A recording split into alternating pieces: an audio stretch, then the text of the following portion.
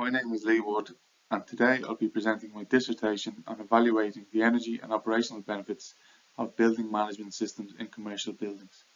The goal of this research was to investigate the real-world impact of BMS upgrades and optimization using 3 detailed case studies from Irish buildings.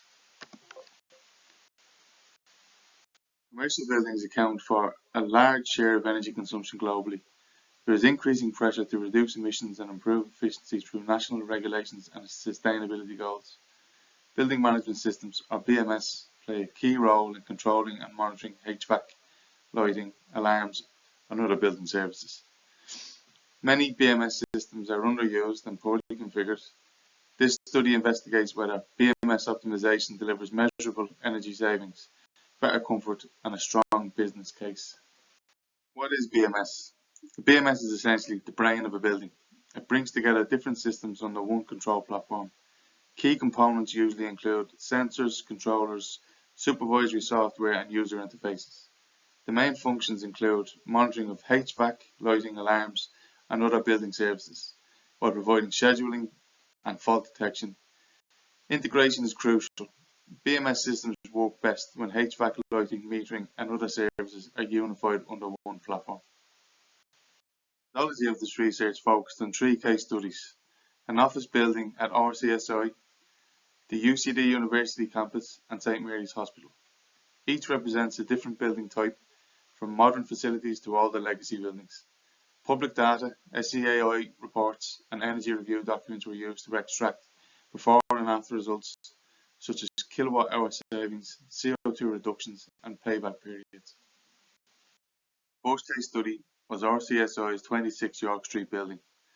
This consisted of complex HVAC zoning, which led to inefficiencies. IoT sensors and custom control algorithms were used to optimize the systems.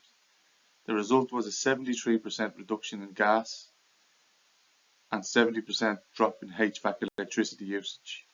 With a payback period of under 5 years, this shows how even modern buildings can benefit from data-driven BMS tuning. The second case study was based on UCD's Belfield campus. UCD integrated a 1 megawatt heat pump into its district heating system as part of SCAI's Pathfinder program. The BMS managed lead lag control, supply temperatures, and monitored performance. CO2 savings were about 192 tonnes per year. Although domestic hot water temperature requirements impacted efficiency, the project shows the importance of control integration in decarbonising legacy infrastructure. Case study number 3 focused on St Mary's Hospital in Phoenix Park. St Mary's had a poorly commissioned BMS, with many systems running in manual mode. After recommissioning, installing new controls, and applying load control strategies, the hospital saved over 703,000 kilowatt hours in electricity and 2.3 million kilowatt hours in gas. This case highlights how recommissioning legacy systems can yield massive savings at low cost. Based on result analysis, all buildings saw strong energy and CO2 savings, especially where the existing BMS was outdated and misconfigured.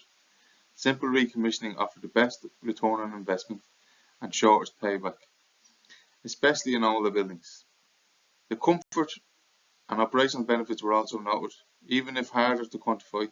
Overall, the analysis shows that BMS optimization is a smart, underused strategy for performance improvement.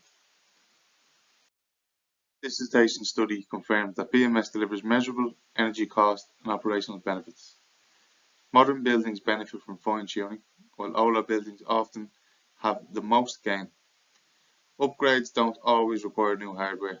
Software logic, controls, and commissioning are key. BMS investments align with national carbon goals and offer a clear path to operational improvement. Based on the conclusion of this dissertation, some recommendations can be made. Existing BMS systems should be audited before planning any plant or BMS replacements. Recommissioning and smart configuration often deliver system optimization and avoid expensive upgrade works.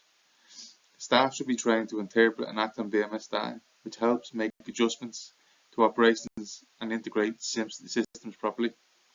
And finally, align BMS strategy with broader ESG and sustainability objectives like LEED or BREEAM.